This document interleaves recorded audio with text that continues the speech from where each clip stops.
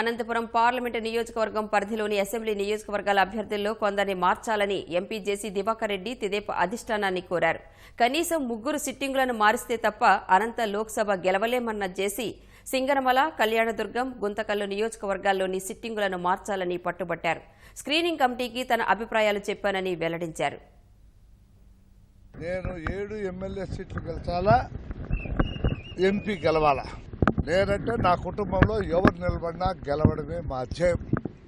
అది ఎట్లా కష్టపడతావా, ఏం చేస్తావా, ఎట్లా సస్తావా, ఊరేసుకుంటావా, ఇంకోటి అవసరంలా గెలిచి తీరాలా. ఈ నాయకులు చెప్పిన దాన్ని బట్టి చూస్తే అనుమానాలు ఉన్నాయి కొంతమంది వ్యక్తులపైన. మీరు కొంత పునరాలోచన చేయాలని చెప్పా. నేను ఓడిపోవడానికి సిద్ధంగా లేను.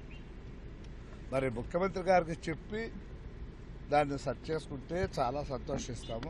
ఆయన అనౌన్స్మెంట్ చూసి పార్టీ మారాలనేది కాదు నా ధ్యేయం. అసలు పోటీనే చేయాలా మానుకుందామా అనేటువంటిది ఆలోచన.